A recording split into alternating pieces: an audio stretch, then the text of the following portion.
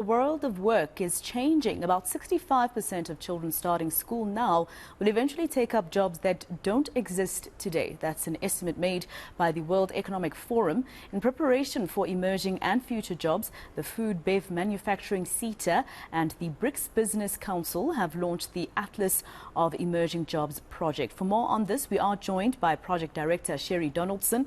Sherrie, thank you very much for your time here on eNCA. So you say here in your statement, the first sentence I saw was existing jobs won't exist in the future, adding to South Africa's jobs crisis. I'm assuming that you're saying it'll be a jobs crisis because of where our education is in South Africa. It's been found wanting, or there's questions around it on whether or not children are actually being taught things that are needed in the future. Is this the reason? Am I correct with that particular reason?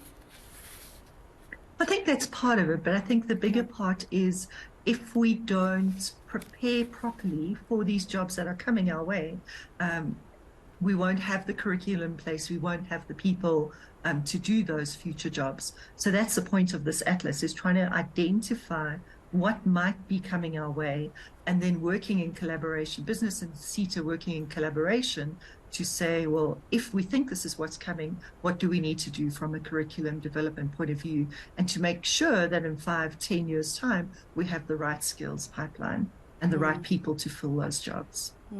I remember when I was growing up, Sherrie, there was a concern about everything becoming robotic and technology taking over. And that was at some point the scare in terms of, joblessness in the country, but also around the world. Is that also something that you consider? Or today we have, the fourth industrial revolution that children can go into, so we shouldn't be that scared of technology? I think in every industrial revolution, jobs have been lost, but in every revolution, there's also been new jobs that have come up. And that's, again, part of what we're trying to prepare for. In the atlas that we launched with the Food Bev Manufacturing eNCA, we came up with 10 potentially jobs at risk in the sector. And all of those were due to changing technology. But at the same time, we came up with 21 new jobs. So we need to be making sure that those 21 jobs, people can take those jobs. South African people can take those jobs. Can I ask you to share, because maybe, there's a viewer or even myself who can think of a way to assist in the future. What are those 10 jobs that are likely to be lost in the food bev industry or eNCA, and the 21 that you think will actually be available? Can you share some of them?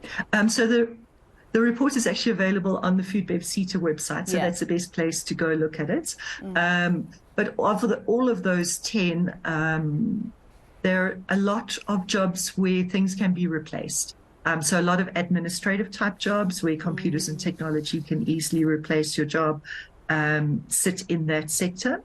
And then in the new jobs, I think 15 of them were linked to environmental change, climate change, waste management, water management, energy management.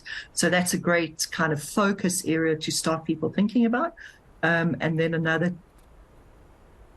quite a few of them were also linked to changes in emerging technologies, artificial intelligence, cybersecurity, things like that. So if you have that digital mindset, that's a great space to be looking at. And if you have that environmental mindset, I think across sectors, not just food bev manufacturing, there's going to be lots of new jobs in that space. Could it be that our period when, I know that it hasn't disappeared, and we keep saying during COVID-19 it's still there, but during the time when it was bad, did that accelerate, people trying to find ways to do things or better ways to do things during that period? Definitely. So I think COVID had such huge impact, firstly, on how we work.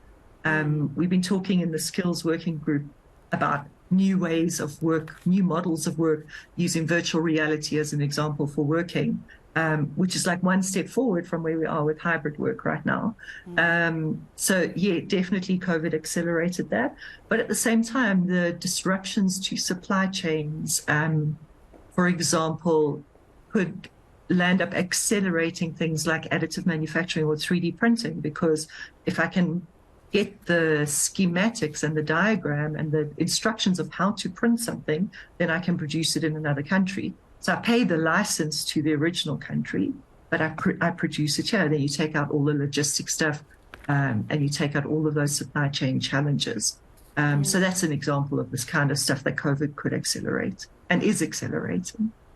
How important it is, is it rather? An advanced workforce, I believe, would attract investors more to our country. So how important is it that all stakeholders make sure that children of the future are ready for the time that you're talking about, from the curriculum at schools to universities, etc.? How important is it that all stakeholders are involved so that we do have investment or investors being interested in our country because of an advanced workforce?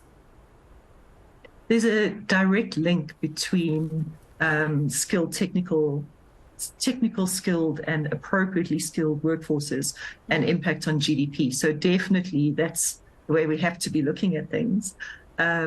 And I think from a curriculum point of view, we have to be starting from entry level with schools, and government has already started some of that. We have robotics, we have coding being introduced at school. Then we have a lot of external programs kind of coming into the school space as well, again, around things like robotics.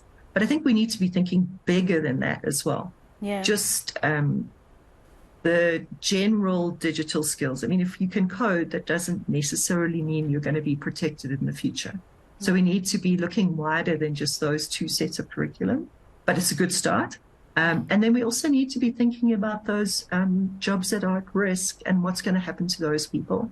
So how can we almost future-proof those people and start upskilling them with things like digital skills and other things that can help them protect themselves in the future as well.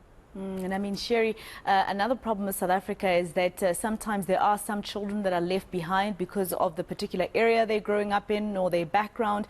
That's one thing that needs to be dealt with as well, right, in terms of dealing with this particular issue.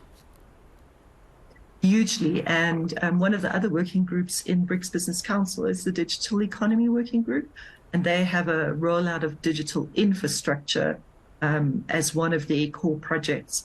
If you have digital infrastructure, you can enable projects that allow young people or people who have in those rural, more traditionally ignored areas to kind of almost leapfrog in terms of technical skills. They have the access, they can learn, they can study, they can be productive. So that's a key project.